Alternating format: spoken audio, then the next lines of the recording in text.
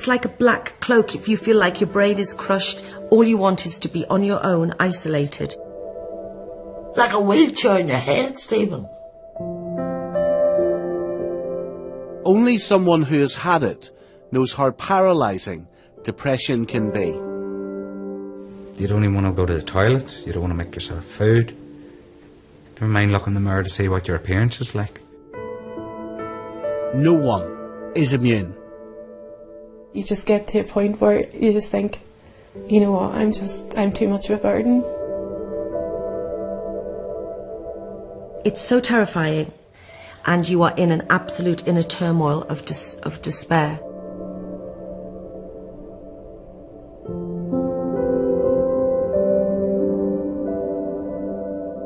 There's a 1 in 4 chance that depression will affect you at some stage in your life.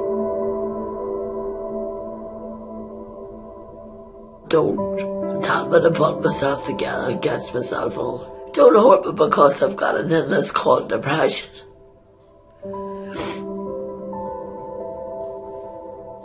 Understand me a bit more. Don't be hard on me. Don't stigmatise me.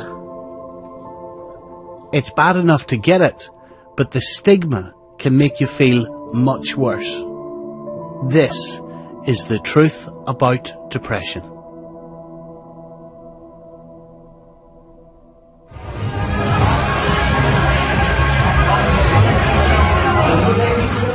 Cathal is facing a milestone. It's his 40th birthday, and he's putting on a good front. This club for me is familiar to me, so it is. It is one of my safety nets.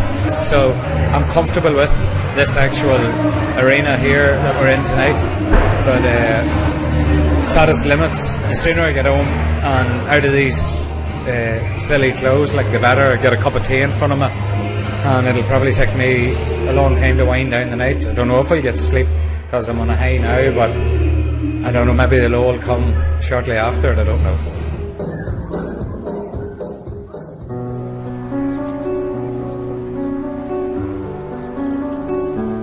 For the past 20 years, Cathal has battled with chronic depression. If and when I'm told I've got an incurable condition, sometime later on in life, I'll accept it better. But it will be nothing compared to the death that I have lived the whole of my life. Every day I have went through death with this depression. It is extraordinary that thousands of us in Northern Ireland will suffer from depression, and yet so many people will feel the need to hide it. Why? Because of the stigma. People with depression are judged to be weak. Some people even go so far as to think it does not exist. I wanted to find out the real truth about depression. Cathal's depression hit him suddenly when he was a student coming home from Belfast. I remember shouting at the bus driver, "Stop," and I had to get off. What was happening to you? There was a fear, a cloud just came all over me, so it did. Sheer panic, rush of emotions, and I didn't know, Stephen. It was like a deathly feeling, so it was, and I had to get out. So I was stranded on the side of the motorway, and I rang for my father to come and pick me up, and that was the start of my mental health problems. Cathal didn't leave the house for a year. It's not a thing you want to turn around and say to somebody, "I think you're mental," you know, which undeniably I am. Whatever way you want to butter it up, I have a mental health problem.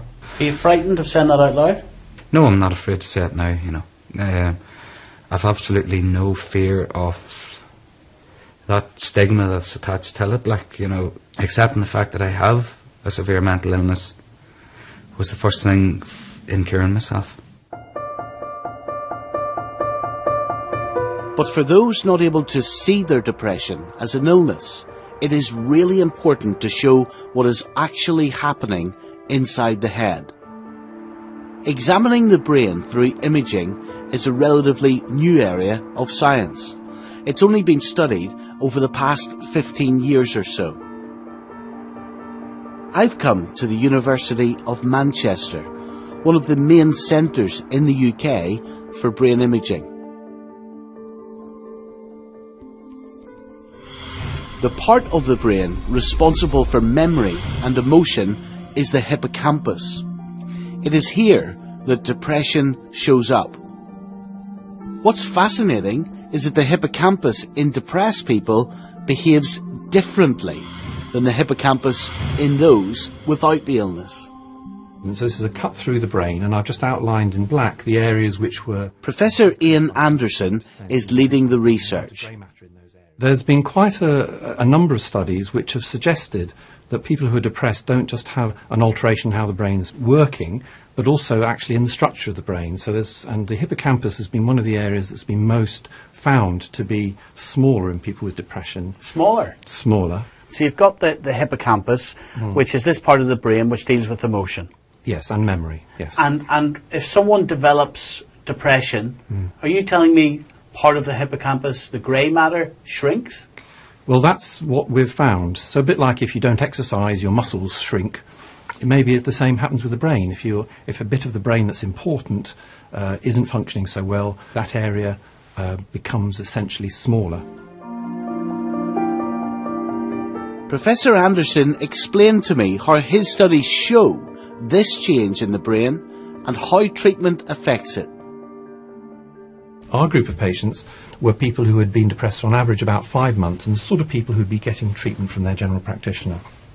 And what we found was that if we looked at the hippocampus, we found a striking decrease in the amount of grey matter, that's the part of the brain that's got nerve cells and the connections between nerve cells in people who are depressed, and this was about a 25% decrease. So it's quite a striking and a staggering change, in fact. Well, you're dead right, it's staggering. So people with depression in your study had 25% less grey matter than those non-depressed people. In this area of the hippocampus, that's right.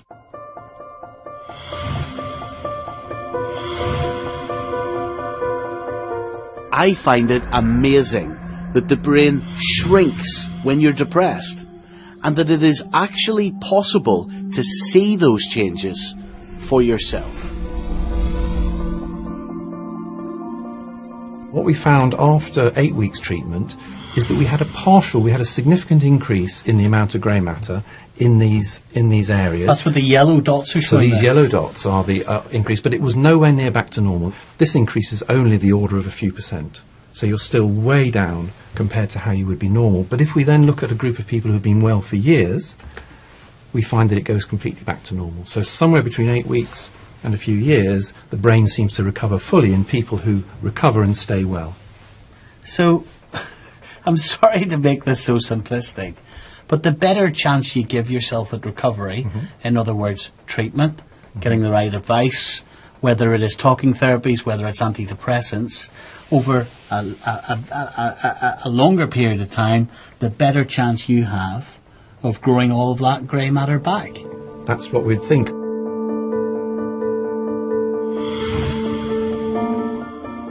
For those of you who are doubters, there is evidence that depression actually exists in the brain.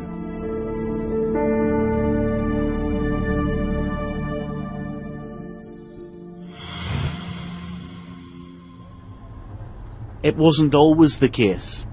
In the past, people with the illness sometimes disappeared for months at a time. Let me just give you a sense of the stigma that there was in terms of the infrastructure. So the main hospitals were located very close to Belfast city centre. You've got to go a lot further out for the hospitals for infectious diseases. And then outside of Belfast, in the depths of the countryside, the old lunatic asylums.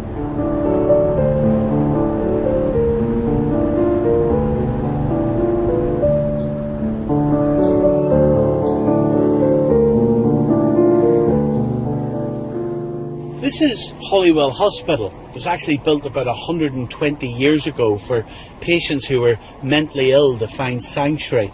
The Belfast Asylum was at bursting point and they needed somewhere like this. Now, it would be said that when people come out here, big sweeping driveways in the middle of nowhere, but once they turned that corner, they wouldn't be seen for quite a while. And actually, that's where the phrase comes from, going round the bend.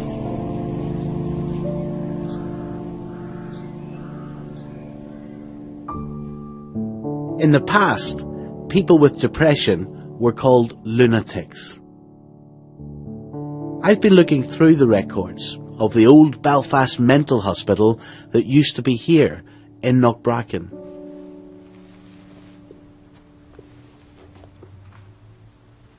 Here's John, 11th of May 1944, the war years. And look, he came in here with a ration book and an identity card. John didn't have much else. He had one pair of socks, one shirt and a gas mask. Here's Charles, came in 1941. Not very many possessions marked down here at all. He had one vest, two pair of socks, one shirt.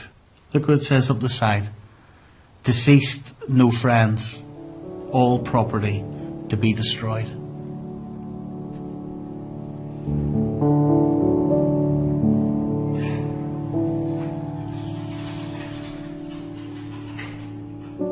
This new ward in Knockbracken doesn't even look like a hospital. Things are very different these days.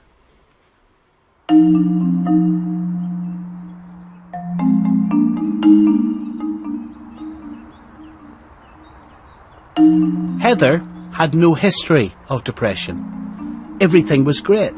She was newly married and loved her job as a nurse. She was a first aider on a summer camp, and then one day her life changed forever when a child suddenly became ill. The child came to me saying that he was feeling short of breath and things just deteriorated very quickly. What happened? I don't know whether I want to go into this too much. But don't go any further than you want to. He just had a severe asthma attack on the field, and we rang for an ambulance. But by the time the ambulance got there, we had to start, before they arrived, we had to start CPR. And I can see the pain in your face now. So obviously that's a really traumatic event in your life. And essentially, Heather, a little boy died in your presence, and it's something that the majority of us will never experience. yeah, you know, when you're having a camp and it's all supposed to be fun, you never think that anything like this would ever happen. At the time of the child's death, Heather was pregnant. Her depression began when she became a mother herself.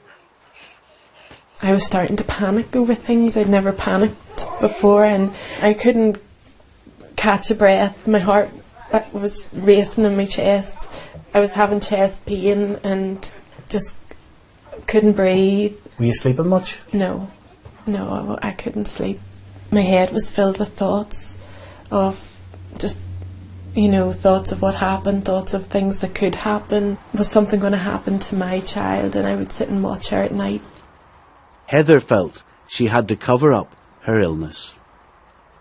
On the outside, when I went out through the doors, I gave people the impression that everything was okay, because I didn't want people looking down on me or saying, oh, it's just attention-seeking behaviour, and what people were going to think about me.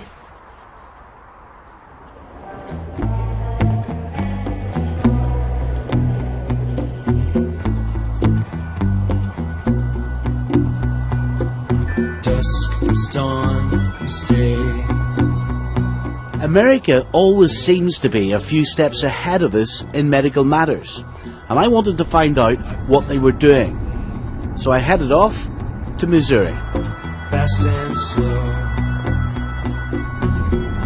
moving in still frame.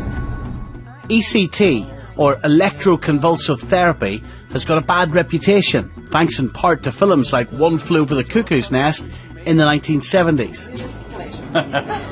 If not a little bit heavy. Hello, Dr. Conway. Hey. I'll tell you what, you turn that on and I'll be suing you for millions, Dr. Conway. I wasn't going to have the treatment, of course, but I was curious about it and how it worked. It's hard to understand how a bolt of electricity to the brain could help depression. The whole point of ECT is to induce a seizure. What a seizure essentially is a massive discharge of neurons in the cortex moving in a wave. And why would you want to do that? How does that help depression? Over time, when you repetitively do this, when you repetitively induce these seizures, it's signaling to the different parts of the brain that are responsible for maintenance of mood to produce the normal amount of receptors on the neurons so that they go back to normal, sort of compared to defibrillating a heart. In other words, it's like a computer reboot to the brain. Usually about after 5 treatments or so, the person starts to feel not depressed. Why the controversy if it's all proven? I think the whole idea of introducing electricity into someone's brain is a frightening thing. And the type of ECT that's sometimes pictured in movies like One Flew Over the Cuckoo's Nest, we've come such a long way since then. So it's very safe now, and some people would even argue it's safer than medicine, because very, very few people have any problems with it.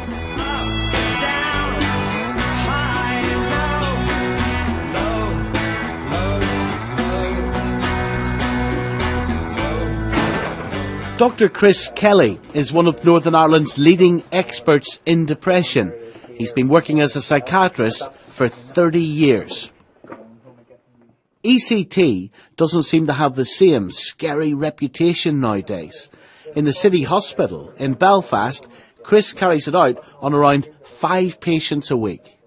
We don't use ECT a lot. It's only for the more severe or refractory forms of depression, or perhaps when an individual has had a particularly good response, we would use it. So it is a very rarely used treatment, but still the strongest treatment that we have. And it's really used more as a life-saving treatment to relieve extreme suffering when no other treatment has really worked. Anne has had ECT in the past. When you come out, Stephen, you feel in a daze, and you feel your head's not thinking.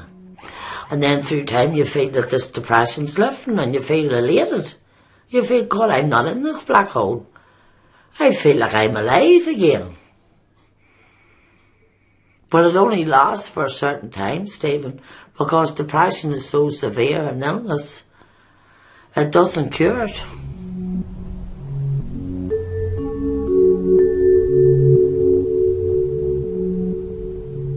Anne has had a serious mental illness for the past 40 years. On top of that, she has depression. How does the depression make you feel? It feels that you're just totally alone. You're totally alone within your head. And then maybe you get up when you dress and you wash and you look the part and all, say, God, you look well today. But inside your head you're so depressed. You feel tired, you feel lethargic. You put the kettle on to make a cup of tea and you haven't got the energy to even make a cup of tea. You feel so depressed, life is just going on around you and you don't know what's happening to you.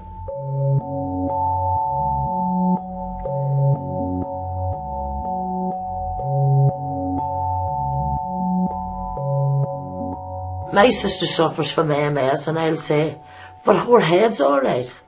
She's a physical disability. Everybody can see that and help her. But to think, oh, Monty Ann's alright, our Ann's alright, but our Ann's not alright. Our Ann has this black hole in her head. Like a wheelchair in your head, Stephen. Anne knows only too well the stigma that comes with depression. People that will say to you, the silliest thing in the world, what are you to be depressed about? You've everything. You've got a good home. You can go here, you can take a beer. You can go and visit your friends. You're the life and soul of the party. You were always good crack when you were young. What happened to you? But it's a state of mind, which you can't explain. People that say, pull yourself together and get yourself on. That's the worst thing to say, Stephen. Why? Because if you could, you would. You're so depressed you can't do that.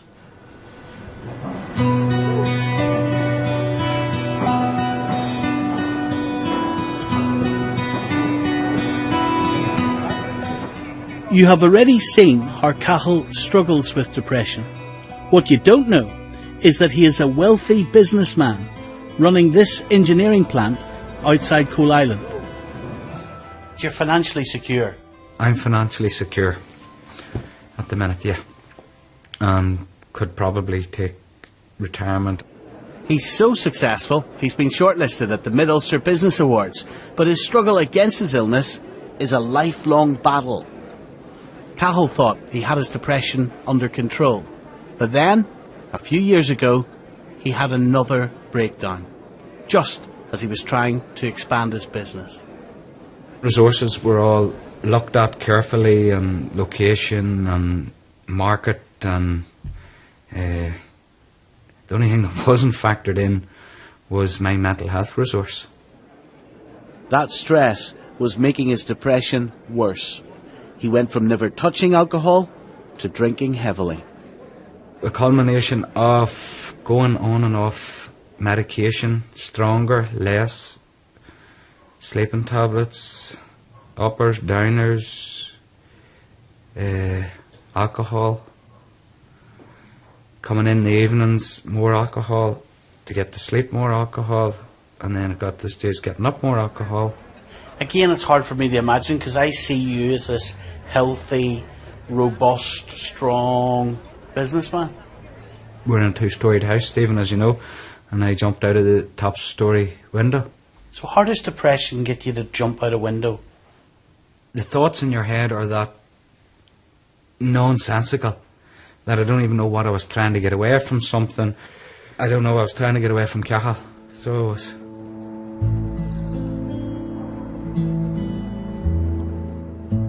Like many people with serious depression, Heather reached a stage where she didn't think she could take any more.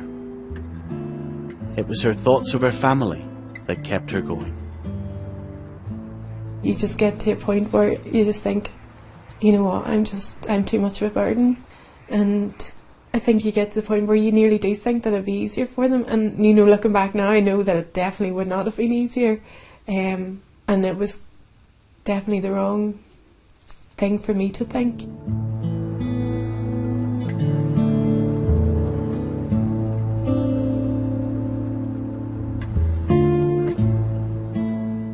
Stephen, I'm 61. And I've had this ongoing all my life from when I was 19. I've attempted suicide, I've been so low. I just can't see a way out. But with the backup that I've got, there's people out there to help. Why does it get so low that you decide to try to take your life? Why? You just feel you're in the way, Stephen. You just feel everybody's going to be better off without you. Depression is so severe. And you attempted it recently? I attempted it about 6 to 8 weeks ago. And what happened recently? The police got me, Stephen, and got me to the hospital. Because I'd mentioned to a stranger, I felt so depressed, and they must have picked up the sign and rang to get me to the house. Did they have to break the door down, or what happened? They came and they got the key off my neighbour. My neighbour keeps a spare key, and they got me in the fireman bed with the tablets in me. And got to hospital and got sorted out, thank God. Low, low, low.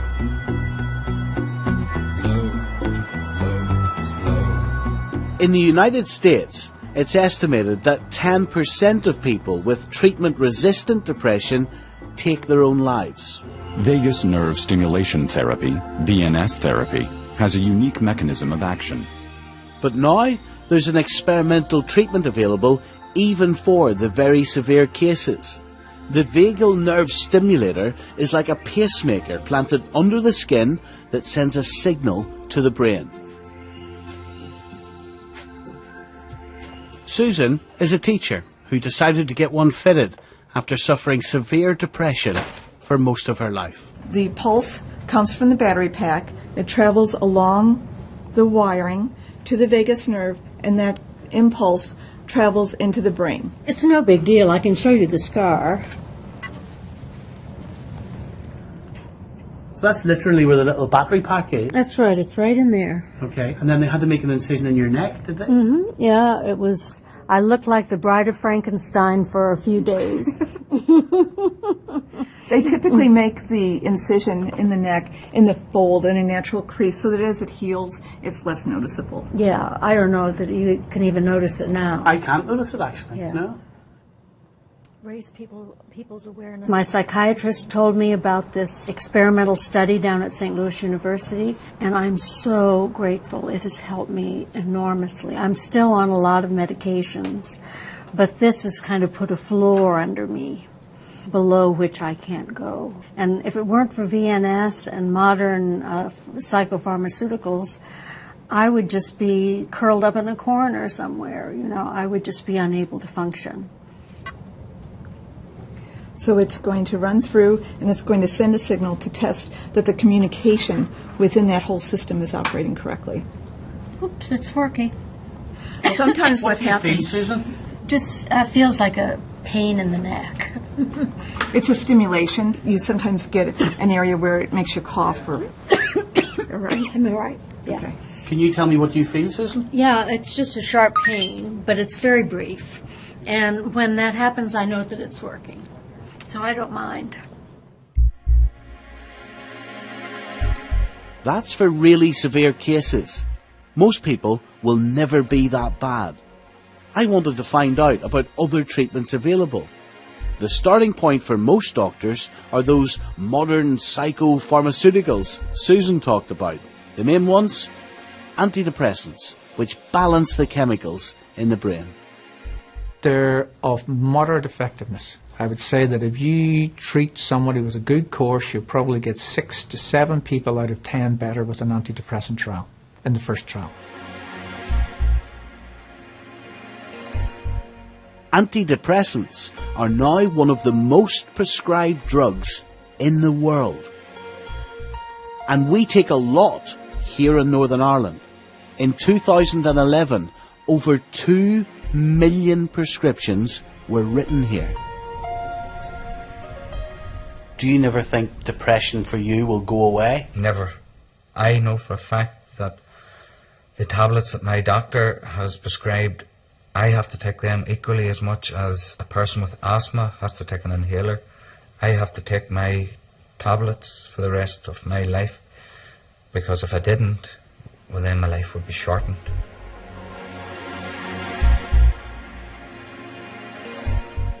Doctors rate depression on a scale from mild, moderate to severe.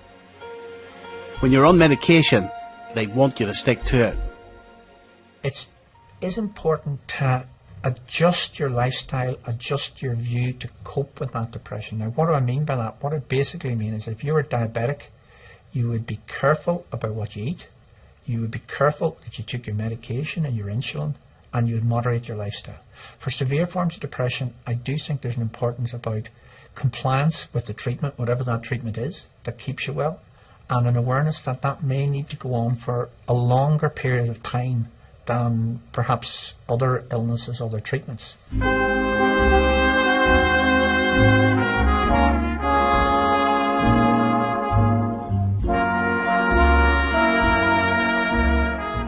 Denise Welch, star of Coronation Street and Loose Women, has decided she is not going to hide the illness she has suffered from for most of her life.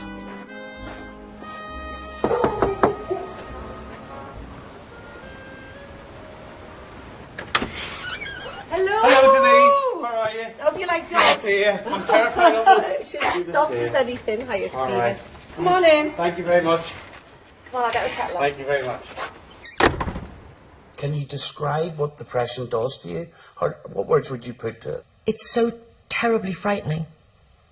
I can't eat anything when I have it. I have absolutely no appetite. It's like putting sandpaper in my mouth. I lost 2 stone in 3 weeks when I had to pull out of a pantomime and I collapsed in my dressing room with it. It had a physical manifestation at some points, which was my face would twist and my hands would, it was almost like I had Bell's palsy or some kind of arthritic condition. The depression was so bad. If someone came to the door and said, you've won 23 million on the national lottery, or they said, your family have been wiped out in an aircraft disaster, I'd be like that. Nothing. You are void of feeling and emotion. And that is the most horrible thing for someone who loves their family as much as I do. And if you lose that and think you won't get better, you'll probably end up killing yourself. And I used to use thought of suicide as a comfort blanket. What do you mean? If I don't get better, I can always kill myself. And everyone will be better off without me, because I'm not ever going to be able to live like this. I can't live like this. 23 years ago, when her son Matthew was born, depression struck out of the blue. I remember looking at the sterilising bottles, and my mum, she'd say, go and get the bottles ready. It's 4 hours, he's ready for his feed. And it was like someone had said to me, there's Everest, go and climb it now. That's how it felt, to get off the settee and go and do the bottles. It was getting harder and harder for Denise to cover up her illness. She was a big star, I don't like Dougie asking you to do things that he's too scared to do himself. but was hiding a big secret. People out on the street then. She was leading a dangerous double life when she was filming Coronation He Street. wanted it. Dougie could have gone and got it. People just didn't have a clue what was really going on behind the scenes. The police don't look too kindly on people who demand money with menaces. I was self-medicating. I was using drugs. I got myself into some terrible situations. I was working on drugs. I was a mess, physically, emotional wreck. I was driving to get drugs at 3 o'clock in the morning. And you crashed big time, didn't you? Because you had the profile, the drink, the drugs. Was it self-destruct because of depression? Well, all I thought about was, I need respite from this feeling. If alcohol numbs it for a bit, if cocaine numbs it for a bit, that's what I'm doing.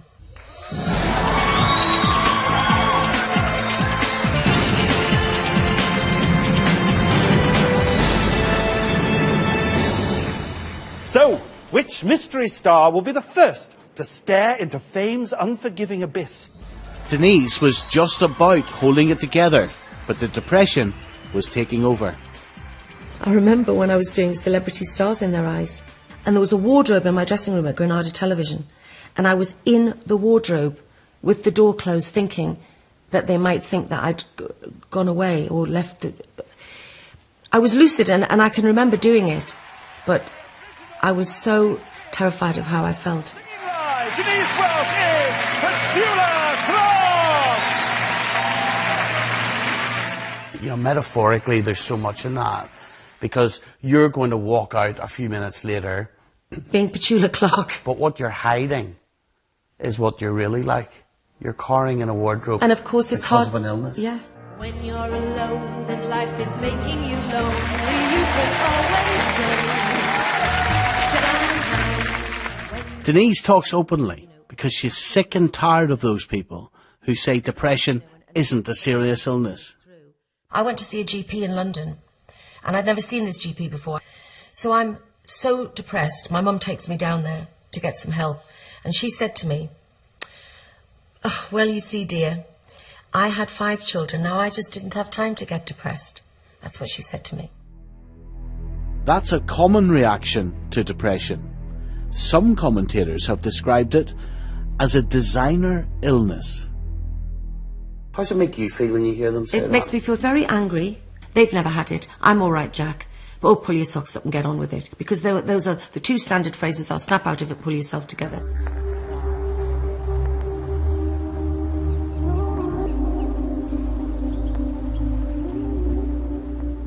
When people do say that to you, it puts an awful pressure on you, because you can't actually do it.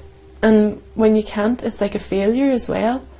So I think it makes you worse. Well, it made me worse.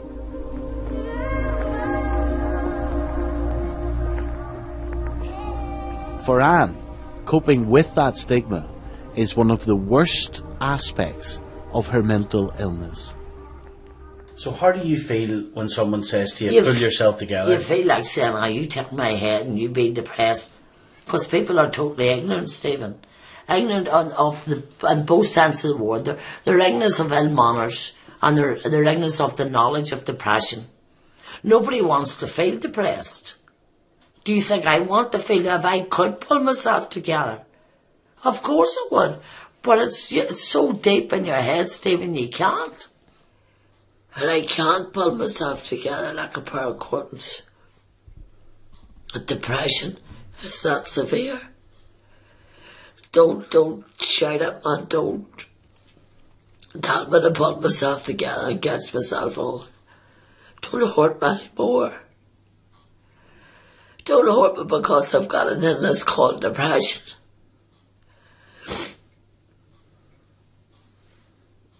Understand me a bit more. Don't be hard on me. Don't stigmatise me. It's nothing to be ashamed of. It is an illness. Depression is an illness.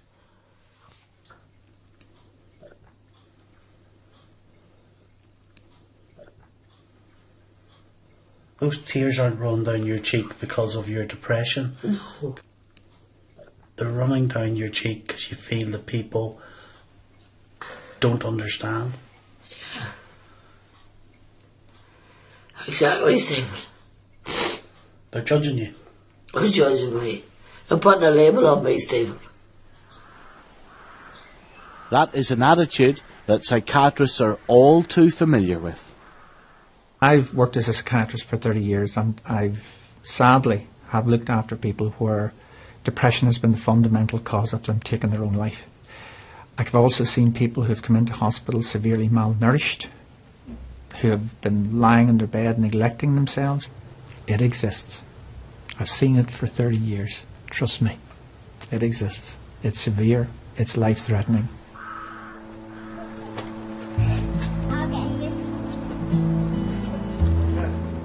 When Heather got the help she needed, she was found to have had post-traumatic stress disorder because of the trauma of a child dying in front of her.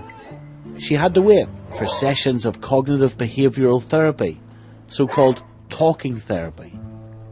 Luckily for her, her church paid for her to go to England for intensive treatment. And it worked. They reprogram your thinking and try to get you to look at things differently. So are you able to just to tell me in layman's terms what they actually do? They sit down and they talk to you about, right, think positive or what? One of the issues I had was I found it difficult to go into crowded areas because I was so afraid of somebody taking unwell. And what they made me do was, put me into those situations, and I had to keep going back until the fears and anxieties lessen.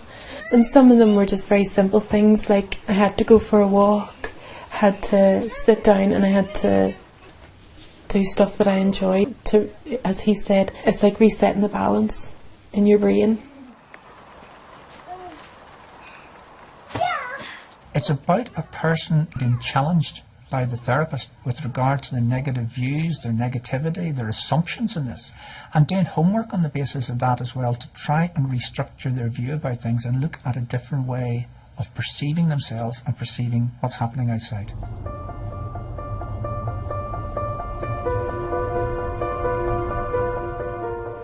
Science has been investigating just that type of negative thinking.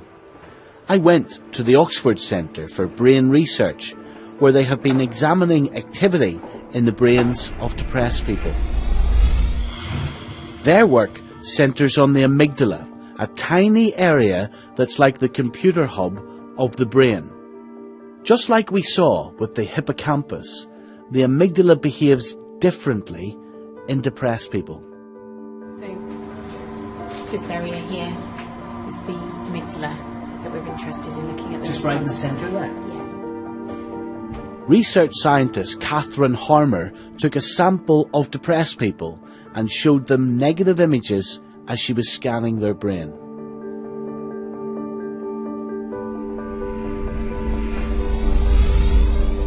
Her results are fascinating.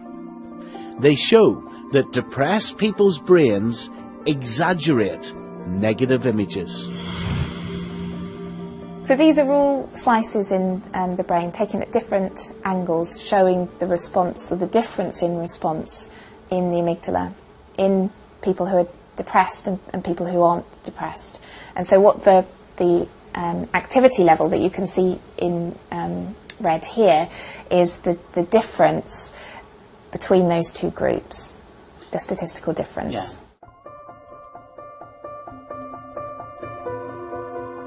In other words, the science clearly shows that people with depression lose perspective, and part of their brain is much more sensitive to negativity.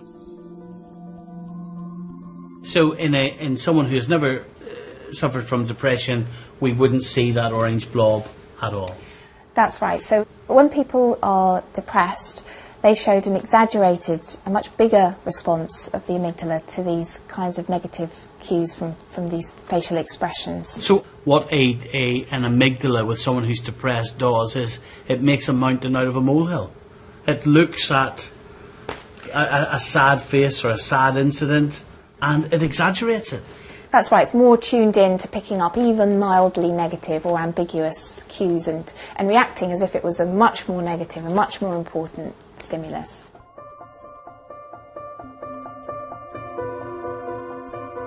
But there is hope. They also found the amygdala does respond positively to treatment, like antidepressants or talking therapies. Do you know what's crazy about this, Chris?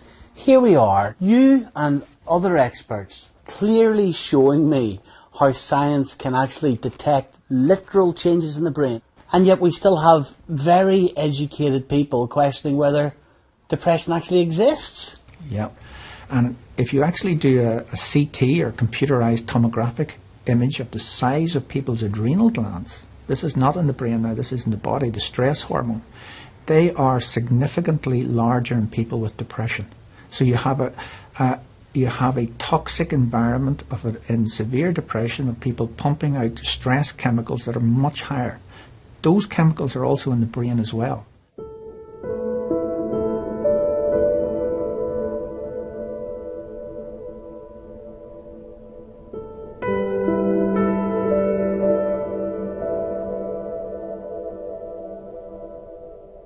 This is a place where history and memory meet. I'm in the Ulster Museum in Belfast at the Troubles exhibition. It's a quiet, serene sort of place. You can feel the sadness of the 3,700 deaths we had here. It's all recent history for many of us. Researchers have found that 40% of people here have suffered some sort of traumatic event. According to a study carried out at the University of Ulster, Northern Ireland has the highest recorded rate of post-traumatic stress disorder in the world. And here's something that might surprise you. It is still going on years after the Troubles have ended.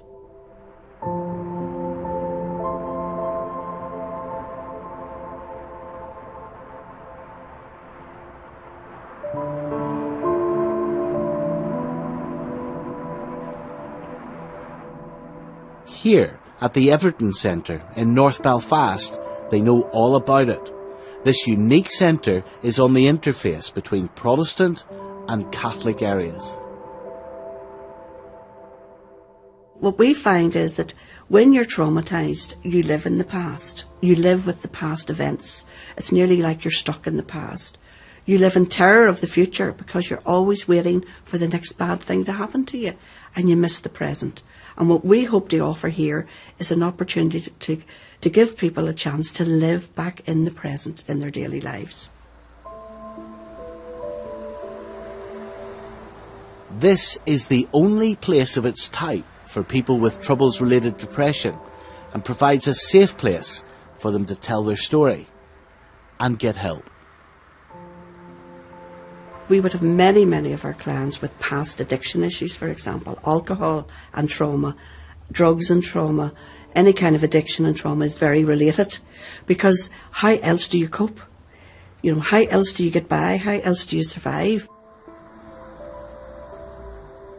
I was really surprised that most of the people using this centre are men between the age of 25 and 40. Many of them are under threat from their own side. Many of our young people would see the people who either shot them, took them away, tortured them on a regular basis. And so can you imagine how that heightens their fear and their terror? And many suffer from anxiety and depression. And particularly, I think many of them suffer from a lot of isolation and do present with the symptoms of the complex post-traumatic stress. The ripple effect of the troubles on families has never been measured. But if your parents were directly affected, the chances are your life will be too.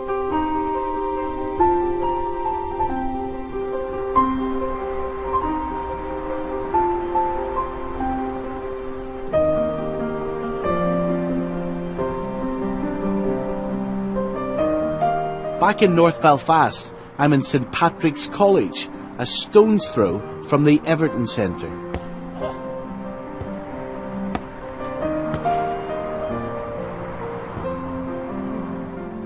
Depression. I'm talking about depression.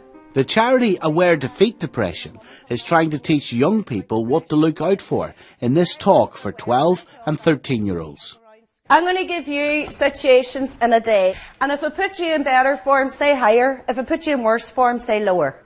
You wake up in the morning, boys, and it's Monday morning. Straight away, you're a wee bit below par, aye?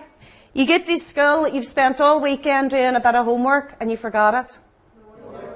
Then your friend bounces over and tells you, teacher's off today, we're going to have a free period for 2 periods and do nothing. Har. You go in the canteen at lunchtime, your friends are all over there and they're completely ignoring you, you don't know why. Then one of them comes over and says, God, I didn't see you, but I tell you a crack, and you play football and you have a bit of laugh. You're on your way home from school, you find 20 quid lying in the street. Har. Somebody accuses you of stealing the money and takes it off you. Then your friend phones or texts to tell you that the wee girl that you've liked for a long time likes you too. Tell the truth. Tell the truth. Somebody fancying you. See where your mood, boys? That's healthy. It goes up and it goes down. Now, if you were suffering with depression, it would look more like this. Thinking your friends aren't speaking to you, does that to your mood. Realising they are, does that to your mood. Fighting 20 quid lying in the street, does that to your mood. Been accused of stealing it, does that to your mood. Been told that the wee girl fancies you probably just wouldn't believe it, and it would do that to your mood. You see what I mean? Depression is a wild, sad mood that doesn't change. The things that normally would have lifted you and given you a wee lifting down again aren't lifting you anymore. That's depression. Does that make sense? Michaela knows too well the pain of depression. I lost my sister to suicide when I was 16. She was 18. And as I always say in the presentations, I genuinely believe that if somebody had come into our school and told us what I now tell the young people, she may not have become so unwell that suicide was an option. I believe very strongly that it is the stigma that stops people from getting help. Ideally, a healthy mood, you will be happy and you will be sad, but it won't go to the extremes. The talk was changing the boys' thinking. Do you think you would judge someone because they've got depression? Not now, I wouldn't judge them. But why? Because I fully understand why. And that it's not fun to make fun of people with depression, because it could happen to me or anybody else. So I wouldn't do it now. like, there's people, like, you can just ring up and talk to them about it and just let it out. And you don't have to, like, rack stuff and stuff like that, just to get it out. Just talk to someone. When more and more people say the same thing about something, there's a power behind it, there's a momentum behind it. Oh yeah, like, depression will probably go down in numbers instead of up. Yeah. Depression is a disease like cancer, and you shouldn't slag anybody about it. So why do so many people do it? Because they think they're different, but they're not. They're just like everybody else.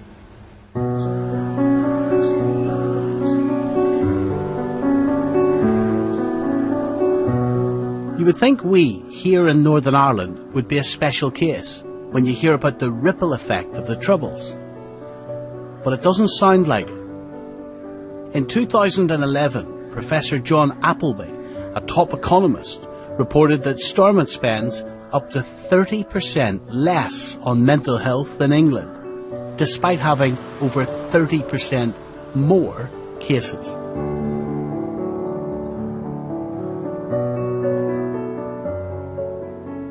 We are running considerably off the pace compared to our cousins across the way. So is this government, this local administration, taking mental health seriously? Well, that's a good question. What do you think? I think we could do more. What type of things do people get in England that they don't get here in Northern Ireland in terms of depression? Probably better access to psychological services, specialised doctors with experience in that area in England as well. So you can get talking therapy far easier on the NHS in England than you can in Northern Ireland? That would be my understanding. You can get counselling easier than you can get here in Northern Ireland? Mm-hmm. And yet we pay the same level of tax. We're not at a discount here in Northern Ireland. Tax rate isn't cut from 40% to 30% for us here in Northern Ireland. And yet we're getting a worse deal. Be better if we had a better deal. So, how much are things really improving in mental health? It seems to me like we have a way to go. If you go back to the 60s, and I think cancer has now made that jump from a stigmatised disorder to one that's not. So, you know, we live in hope, and I hope that will change. But we do need to have champions. We do need to have politicians willing to move further in order to improve the treatments and improve the access to treatments for the population of Northern Ireland. Do you know what strikes me, Chris? We're educated in modern living now how to look after our bodies. I know I'm no shining example of having listened. Do you not think we should be educated in how to look after our brain? You know, we're told go to the gym 3 or 4 times a week, eat vegetables, eat fruit. So what do you do to protect your brain? What do you do to protect yourself against depression? Sleeping well, trying to keep a sensible sleep pattern, eating regularly, trying to keep a sensible balanced diet, and having time, some time away to have your own to relax, as well as avoiding too much alcohol and other substances. These are good things in terms of trying to avoid depression and mental difficulties generally. Cahill still manages to be at the top of his game, but at the Business Awards he can only get through the night with careful planning. It's quite an ordeal. I've already planned my day out, as in number one, I'm beside an exit, in case you think that happened by chance. No, it wasn't. I asked for our table to be put beside an exit. So that it's a safety net that I've learned to put up throughout my life. And I've also had a few tablets in me before I came here tonight, so...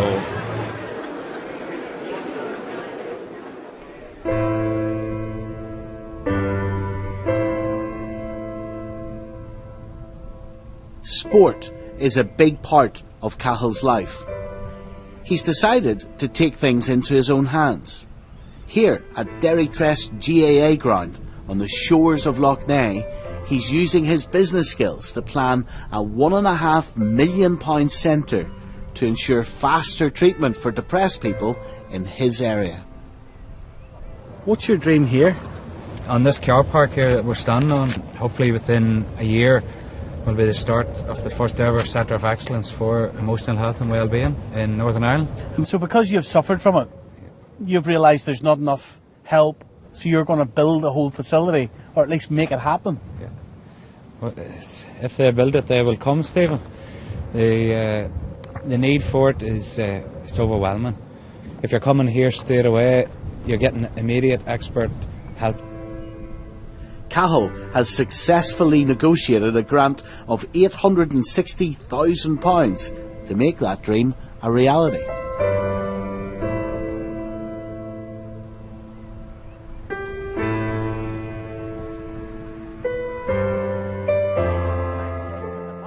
Anne keeps herself well with her medication and help from Mindwise, a charity for people with mental health problems. Keep on. I go to Mindwise in Lurgan. We do boxercise, we do cooking. Boxercise? Yeah. You box? I could knock you out, Stephen. I'm thinking one of my nightmares would be if I was sent down to the BBC for you lot to practicing me. I'd be a woman. And you could sort me out too, boy. And does the boxercise help you in terms of your depression? depression? It relieves all the stress in your head, Stephen. Yes, they do have a lot of things, you know, that it's around depression to get you lifted, your mood lifted.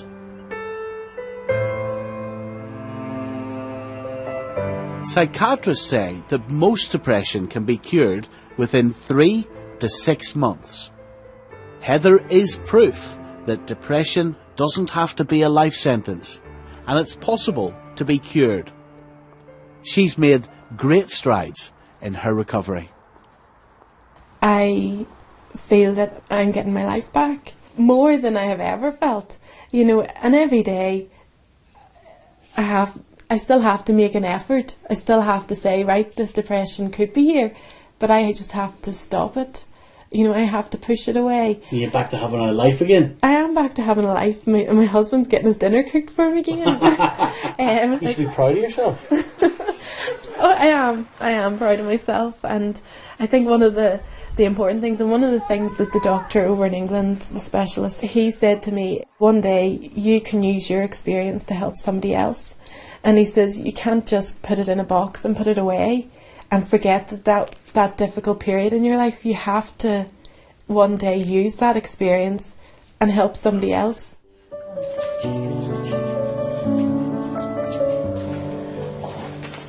After around 20 years of suffering, Denise had a breakthrough when she heard about a doctor who specialised in hormone treatment.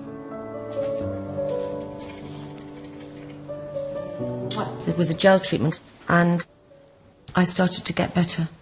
I always believed the origin was hormonal. You're not depressed, you have a baby, and you become seriously depressed. Postnatal depression. You've given birth to another human being in your body.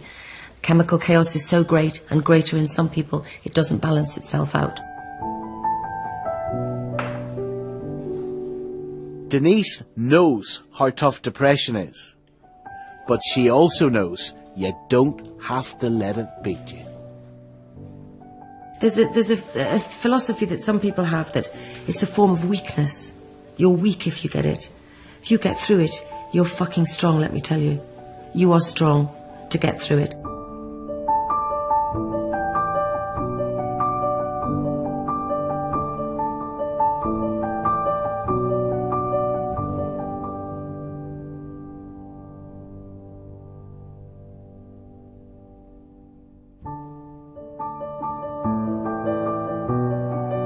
For details of organisations offering help and support, call the BBC Action Line to hear recorded information on 08000 566 787. Lines are open 24 hours a day and are free from a landline, but mobile operators will charge.